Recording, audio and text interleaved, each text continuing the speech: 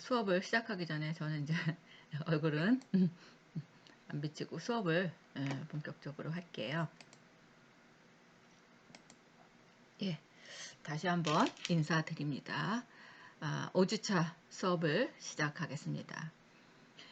이번 주는 이 바로코 4주차에 이어서 이 바로코와 로코코 시대를 중심으로 해서 이 미술가도 중요하지만 또 중요한 것들이 이 양식들이 또 있습니다. 그래서 뭐 건축도 있고 조각도 있고 굉장히 많지만 이것들을 다 할 수는 없고요. 그 중에서 아주 대표적이고 특징적인 그런 것들을 중심으로 해서 진행하도록 하겠습니다. 또 우리가 이 바로코에서 또 빠질 수 없는 이 화가 작가 뭐 그런 사람 중에 한 사람인데 이 페트로 파울 루벤스입니다. 루벤스는 그 또 굉장히 그 알려진 화가 중에 하나고요. 한 사람이고 이 사람은 이 그림들이 굉장히 관능적이고 풍만한 여인들을 많이 그렸습니다. 그리고 그런 형태에 대한 유연성이라든가 그리고 이 그리스도의 순환과 같은 이런 종교상 에서도 아주 극적인 장면들 그것들을 묘사들을 많이 했고요. 또 이 호화롭고 방탕한 그런 신화의 장면들 그리고 동적인 구성 이런 예술 그 양식들이 많습니다. 이 루벤스는 이 안트베르펜의 상류 부르주아 가정의 출신입니다. 이 벨기에 사람이고요. 이 15세 때 이 풍경화가 노르트 또 인물화가 베니우스 그런 사람들한테 그림을 배운 후에 이 안트베르파나가 조합에 등록을 합니다. 그래서 이 사람은 1600년 한 8년 동안 이탈리아에서 전통 미술들을 배우고 그 다음에 이 유럽의 궁전에 파견되어서 화가와 외교관으로 활약을 하면서 6개 외국어와 2000여 점의 작품을 제작을 합니다. 또 프랑도로 제1의 화가로서 높은 명성과 특유의 화려하고 장대한 예술을 펼쳐나갑니다.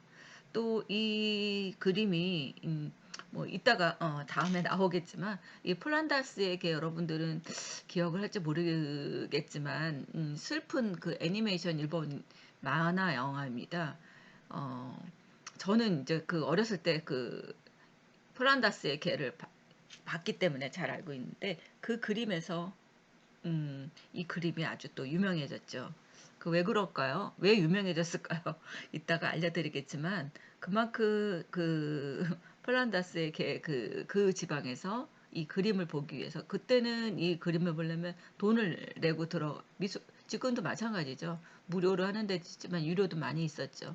이 그림을 그렇게 그리고 싶고 보고 싶었지만 끝내 이제 그 플란다스에 개하고 이 미술관에서 어린 나이에 이제 할아버지 돌아가시고 이제 살 길이 막막했죠. 그래서 거기 안에서 죽어가지고 이 그림이 뭐길래 하면서 이 루벤스의 그림이 유명해졌다고도 합니다.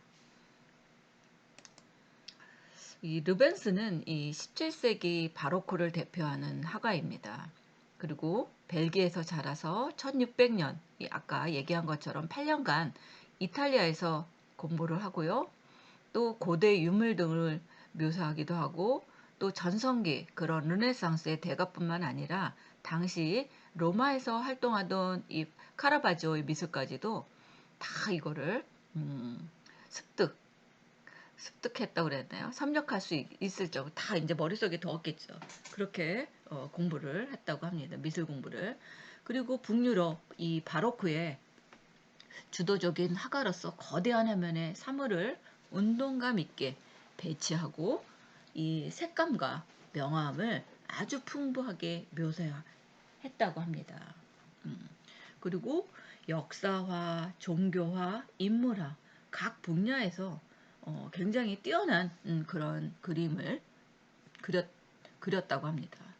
작품은 이 르벤스의 작품들을 보면 힘찬 선과 화려한 색채 그리고 웅대한 그 거대하고 웅대한 이런 구도가 모두가 생기가 넘친다고 합니다. 그리고 그 그림에는 야성적이고 관능적인 이런 표현에 익숙해서 바로크의 특징을 모두 소화시키고 바로크 회화의 대표적인 작가로 뽑히는 화가 중에 한 사람이 이 루벤스입니다. 이 그림들은 굉장히 감각적이고 강릉적이며 또 밝게 타오르는 듯한 이런 색채와 웅대한 그 구도가 생기가 넘친다고 합니다. 그는 죽을 때까지 그런 부와 명성을 누렸고 1640년에 사망을 했다고 합니다. 이 작품도 보면 그렇습니다. 용을 무찌르는 성 호르햄입니다. 제가 조금 전에 얘기했죠. 일본 만화 영화 플란다스의 개를 기억하는 분이 있을지 모르겠어요. 여러분 세대에는 그게 안 했기 때문에. 근데 제 세대에는 저 어렸을 때 그 플란다스 개를 굉장히 열심히 봤던 기억이 납니다. 이 주인공인 이 네로는 이 플랑드르, 지금의 벨기에죠. 이 플란다스라는 게 이 플랑부드, 음, 플랑드르를 다른 식으로 읽은 것입니다. 그래서 플란다스가 이 플랑드르라는 얘기입니다. 예, 이 벨기에 지방이죠. 이 할아버지와 양치기 개 파트리시와 함께 살고 우유를 팔아서 생계를 유지하는 그런 내용입니다. 그래서 이 화가가 되려고 이 아이요. 할아버지 말고 그 꿈을 넣지 않았습니다. 그 아이가 항상 이 그림을 그렸어요. 개하고 그 플란다스의 개하고 막 어울리고 엄청 큽니다. 여러분들 혹시 시간 되면 한번 보세요. 이 가난한 화가 지망생이 오매불랑 보고 싶었지만 돈이 없어서 못 보고 그 그림이 안텐베르펜 대성당에 있는 이 그리스도를 십자가에 내림이라는 그 그림이었다고 합니다. 그 그림을 보려면 동전 한 잎을 내야 하는데 그 돈이 없었던 것이죠.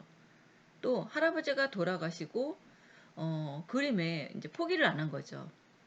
그래서 계속 그림을 열심히 그렸는데 그 그림이 낙선도 됐고 또 도둑 누명까지 쓰는 등 이런 산전수전을 다 겪은 후에 네로는 단짝인 개 파트리시와 함께 꿈에 그리던 그림을 보면서 성당 안에서 숨을 거뒀다는 그런 내용입니다. 그러길래 이 내용을 보고서 그 화가의 작품, 이 루벤스 작품이 더 유명해졌다고 합니다.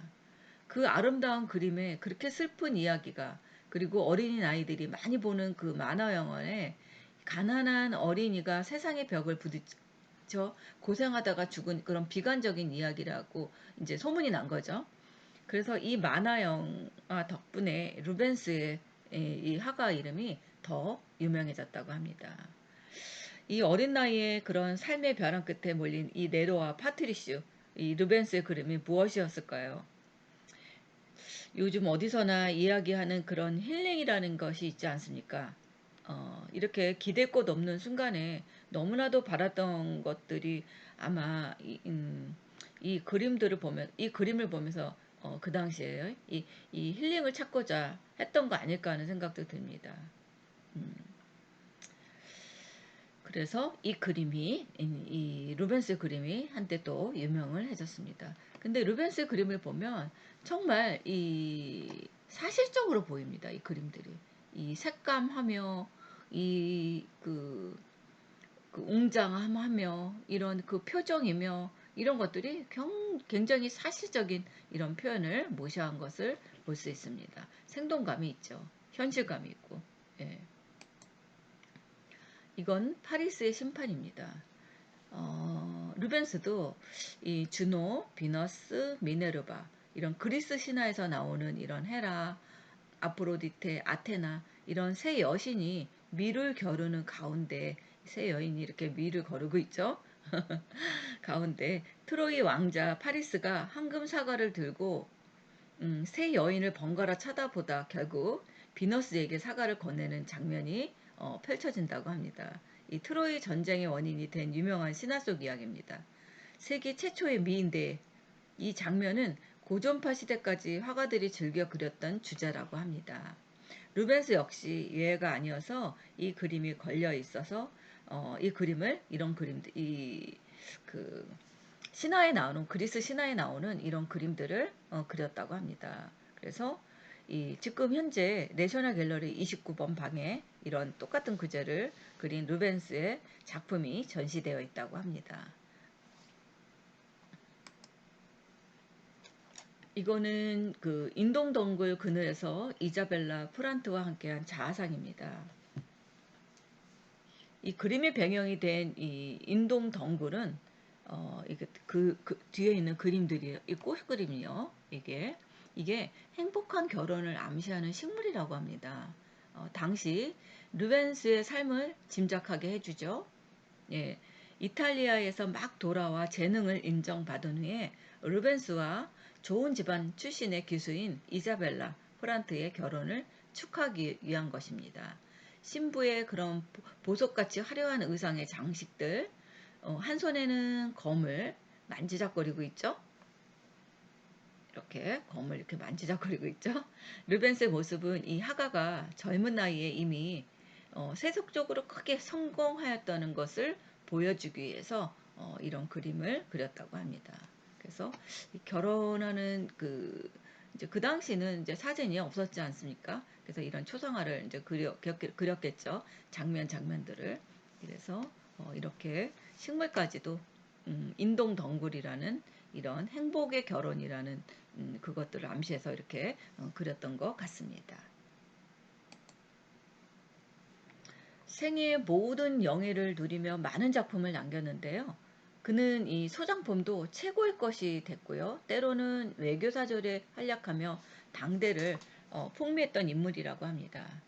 아버지가 정치적인 이유로 직연을 피해 있을 때 그곳에서 태어났다고 합니다. 음, 지겐이란 지방입니다. 예.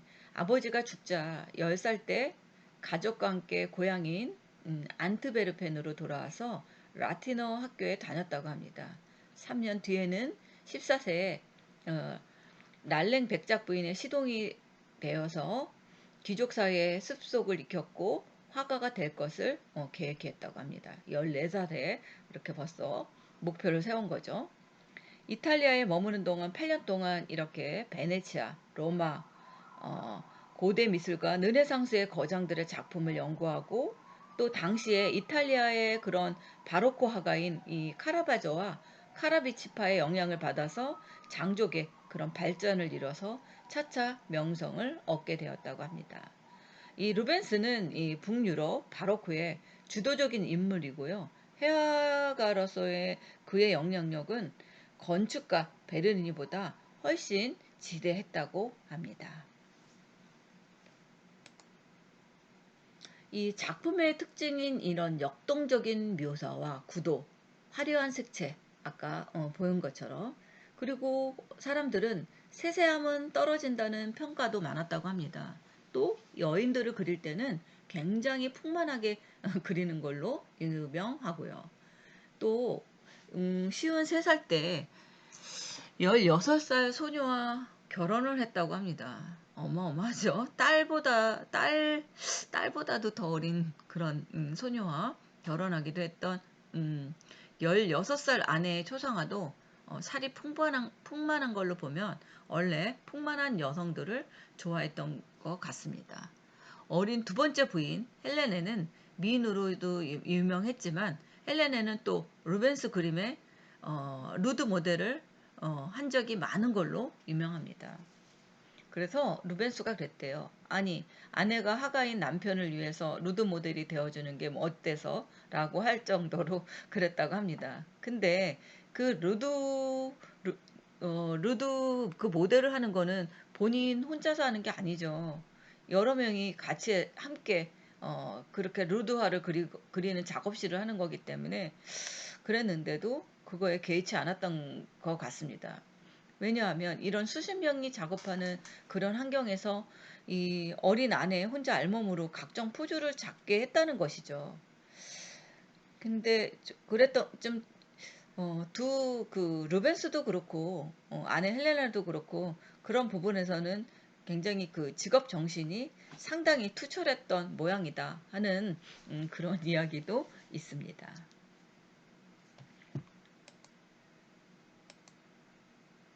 이건 재단합니다. 십자가에서 내려지는 예수입니다. 이것도 굉장히 보면 역동적이고 사실적이고 정말 리얼한 그런 색감과 이런 것들을 볼 수 있습니다. 그리고 이렇게 세 개의 화풍을 가지고서 이런 그림들을 그렸습니다. 초기작들은 대체로 이렇게 고전적이고 선적인 조심스러운 경향이 있었고요. 역동적이고 유기적인 관계의 긴장감 있는 구성은 바로크 특징의 면이 그대로 드러나고 있습니다. 이거는 십자가에서 내려지는 그리스도입니다. 강한 이런 하이라이트, 예수의 신체에 집중되고 염려하는 인물들의 표정이 유기적인 관계 구성으로 되어 있죠. 그래서 지금 여기 있는 이 예수만 굉장히 그 하이라이트를 받은 부분으로 그림을 그렸습니다. 그리고 깊고 요동하는 그 대각성의 처형에 지친 인물과 주위의 고뇌 등을 그 표현으로 분명히 이런 것들은 바로크적 시대의 미술이라고 할 수 있습니다. 이렇게 대각선의 구도, 그 다음에 하이라이트, 그 다음에 밝고 어둠에 대한 이런 이미지들, 이것들이 바로크적인 미술이라고 할 수 있겠죠. 십자가에서 내려지는 그리스도가 이렇게 그두 가지가 있어요. 지금 이거는 조금 전에 보여준 루벤스의 작품입니다. 그래서 이렇게 강한 하이트 예수의 신체에 집중되어 있고 지금 조금 전에 보여준 것처럼 이렇게 유동치는 이런 바로크적이었다면 지금 이 옆에는 렘브란트 그림입니다. 그래서 두 화가의 예수님의 몸을 서로 다르게 묘사했다는 게 특징입니다. 뭐냐면 루벤스는 예수님은 근육질의 몸매를 지니고 있다는 거죠. 이렇게 굉장히 어떻게 보면 미켈란젤로의 그림들은 이렇게 다 근육질로 되어 있습니다. 그래서 이런 시심에도 불구하고 강인한 건의와 위험을 담겨준 거죠. 이게 르벤스의 글이라면 렘브란트는 예수님이 지금 죄송합니다. 렘브란트의 그림을 보면 지금 이 예수님이 어떻게 돼요? 볼품없이 마른 몸으로 되어 있죠. 그리고 예수님의 죽음이 얼마나 처연하고 비참한가 이것들을 보여주고 있습니다. 그리고 그 옆에 왼쪽에 세 여인을 배치한 것들도 그렇습니다. 여인들이 이렇게 세 여인들이 이렇게 있죠. 여인들이 있는데 이것도 마찬가지로 루벤스의 그림은 푸른색 옷을 입은 여인은 어머니 마리아 지금 이렇게 푸른색 옷을 입었죠. 또 예수님을 애처롭게 눈으로 바라보는 그의 팔을 잡으려고 하는 이렇게 팔을 잡으려고 막 하죠. 이렇게 팔을 잡으려고 하는 그 화면 아래 두 여인 중에 한 여인이 예수님의 왼팔을 붙잡고 있습니다. 마치 예수님의 발에 값비싼 향료를 붓고 씻는 여인임을 알려주는 거고요. 렘브란트에서는 어머니 마리아는 너무 슬프고 아예 기절해서 누워있는 그런 장면이 있습니다. 양옆에는 여인들이 정성껏 돌보고 있고요. 그래서 이 로벤스의 그 그림과 렘브란트의 그림은 좀 차이가 있다는 것을 이렇게 차이점을 알려주려고 이렇게 했습니다. 이거는 마르세유에 도착한 마리드 메리치입니다. 이것도 그 연작 일생의 연작 중 하나로 우화 같은 그런 특징에 결정적으로 한락과 풍요 관념이 더해져 있고요. 그리는 방식이 이런 수많은 사람을 그리면 그가 명암의 균형과 최종적인 구성에 주된 리듬과 안센트를 주는 방식으로 다작이 가능했고요. 그는 자신의 생각을 빠른 속도로 스케치해서 아이디어를 담은 재능이 있었다고 합니다. 말년에 이르러서 그는 새로운 아름다운 부인에게서 새로운 영감을 받아가지고 이렇게 신화적이고 육감적인 루드의 아름다움을 그리는 노년의 눈으로 다채로운 풍경화를 그렸다고 합니다. 그렇죠. 53세에 16살 먹은 여자하고 결혼을 했다고 하니까 얼마나 그런 그리스적인 것들이 더 나왔을 것 같기도 해요. 그리고 여성들을 보면 다 이렇게 풍만한 이런 여성들을 그렸다는 게 특징이라고 볼 수 있겠죠. 지금 이것도 마찬가지입니다. 여성들이 다 풍만합니다. 이거는 루시퍼스의 딸들의 능력입니다. 이 회화의 정수이자 찬란한 이런 색채 효과, 관능성, 긴장되고 열린 공간으로서 그의 특징이 있습니다. 백색의 이런 여체와 그릇빛 남자의 근육 대비 반항하는 격렬한 몸짓, 울부짖는 말은 곡선적이고 꾸물거리는 선들의 특징이라고 할 수 있겠죠. 이렇게 남과 여의 그 색감들도 전혀 다르게 했다는 것을 알 수 있습니다. 이것도 십자가의 그리스도입니다.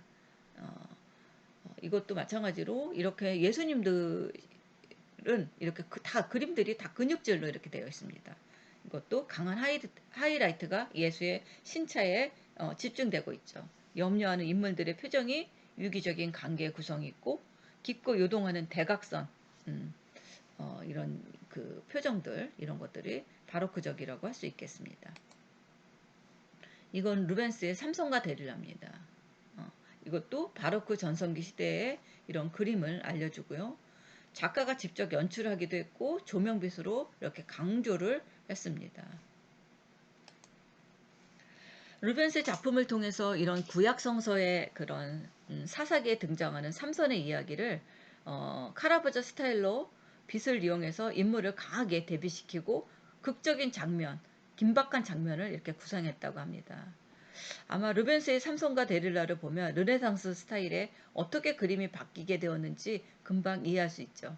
조화와 평화스럽고 온화한 모습에서 무언가 큰일이 터질 것 같은 극적인 효과, 생동감이 강함, 그리고 등장인물이 여자는 젖가슴을 아슬아슬하게 드러내고 있어요. 또 우아한 목성과 풍만한 육체, 그리고 육감적이고 근육질의 강한 이미지를 가진 남자는 여자의 허벅지를 베고 잠이 들어가는 모습이죠. 밖에서는 잠들기를 기다리던 병사들이 숨을 죽이고 있고 마침내 삼손의 힘을 내주어 하는 이런 머리를 자르기 시작을 하는 그런 장면입니다. 이게. 그래서 화가는 실내에서 등장한 그런 노파가 들고 있는 촛불, 밖에는 병사들이 들고 있는 불을 이용해서 명암의 대비를 강하게 긴장시키는 그런 역할입니다. 이게 아마 성서에 그런 얘기 나오죠. 삼손은 이 머리카락이 없으면 이 머리카락 때문에 힘을 발휘하지만 이 머리카락이 없으면 힘을 못 씁니다. 그래서 이것들을 없애기 위해서 지금 이렇게 머리를 자르는 그 장면들을 이렇게 그린 것 같습니다. 이 파울 루벤스의 유명한 5가지가 있습니다. 5가지는 뭐냐면 이 소박한 사람이라는 거죠. 나는 그저 낡은 붓을 들고 홀로 서서 신에게 영감을 청할 뿐이다. 그래서 루벤스는 이렇게 소박하고 겸손한 사람이었음을 보여줍니다. 이 루벤스는 처음에는 경제적인 어려움에서 자랐죠. 그래서 거만한 사람들을 경멸한 이유도 이 때문이고요. 또 자신이 훌륭한 사가라고 알고 있었지만 다른 사람에게 배우는 것을 절대 멈추지 않았습니다. 그 덕분에 다양한 이런 영향을 받았고요. 또 자신이 두려워하는 것은 창조적인 작업의 기초인 영감이 부족이었다고도 말한 바 있습니다. 그래서 이 소박한 사람이라는 거, 그리고 창조의 전신. 모든 아이에는 창조의 전성이 있듯이 삶의 쓰레기는 종종 전염병과 영혼의 참혹함을 통해 정신을 박멸한다. 그런 창조의 전신을 가졌다고 합니다. 그래서 두 번째 명언은 창의성이라고 합니다. 왜냐하면 아이들은 항상 환상적인 생각들로 가득 차 있죠. 근데 나이가 들면서 그게 이제 현실이 되면서 이게 이제 이거는 이루어질 수 없다는 것을 알죠. 그래서 루벤스는 이런 영혼 연민과 불행을 언급하는 이런 카톨릭 신자였기 때문에 이런 그 창조의 정신이 이런 아브라함의 신을 통해서 회복될 수 있었다고 믿었다고 합니다. 또 이 하늘에서 오는 열정, 나의 열정은 하늘로부터 오는 것이지 지상의 반상에서. 그러니까 이것들은 이제 신에 대한 것들이 많이 언급이 됐었겠죠. 카톨릭 신에 대한 것이기 때문에 이런 하늘의 개념을 혼합해서 이런 지상의 반상에 대해서 말하고 그것을 경시하는 자세를 표현했다고 합니다. 이 명언은 루벤스가 일반인들, 비신앙자들을 보면 반성의 의문을 제기했음을 시사합니다. 그래서 창의성과 열정이 신으로부터 온다고 믿었다고 합니다. 또 흰색은 독이지만 유용하기도 했다고 합니다. 왜냐하면 하이라이트 부분만 흰색을 사용했다고 합니다. 루벤스는 이 흰색을 남용해서는 안 되지만 무조건 독이라고 표시해서는 안 된다고 말합니다. 흰색은 그림의 특정 부분에 주의를 끌기 때문에 하이라이트, 아주 강조색 그런 부분들만 써야 된다는 얘기죠. 아마도 이 명언을 통해서 전해하려고 했던 것은 흰색을 너무 많이 쓰면 그림이 망가질 수 있기 때문에 그렇게 조심스럽게 적은 양만 사용하라는 뜻에서 떠올린 것 같습니다. 왜 아무리 좋은 약이라도 과용을 하면 그 독이 될 수 있지 않습니까? 그래서 아마 그런 의미에서 한 것 같습니다. 이것도 굉장히 그 하이라이트를 주면서 근육질적인 사람들이 다 이렇게 풍만합니다. 또 다섯 번째는 이 나의 재능은 어떤 사업도 내용기를 능가하지 못할 정도로 거대하다. 많은 사람들이 이런 재능이나 능력에 의해서 자신을 정의하죠. 루벤스도 결코 그거를 자신의 가치를 초과하도록 허락하지 않았다는 거죠. 한 사람의 자기 가치는 자신이 가진 것, 자신의 성취나 재능에 의해서 정의되지 않는다는 거죠. 루벤스는 영혼이 없으면 진정한 자신을 잊게 된다는 것을 얘기합니다. 그래서 이런 다섯 가지 명언을 가지고서 이런 그림을 깨우쳐 줬다는 그런 얘기가 있습니다. 다음은 안토니 반 다이크입니다.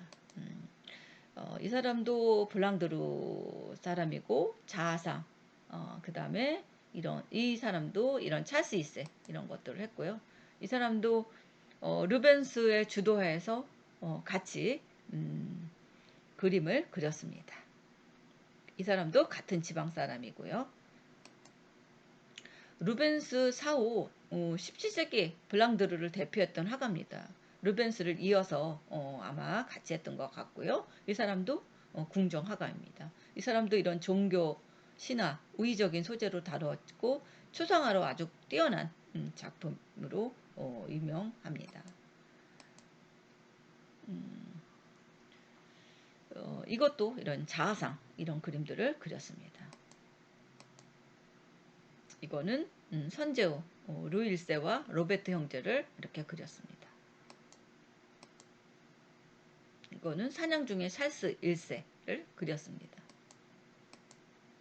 그래서 이렇게 다양한 이런 궁정의 이런 화가들, 초상화들을 그린 걸로 유명합니다. 예, 이걸로 1차시 수업을 마치겠습니다. 감사합니다.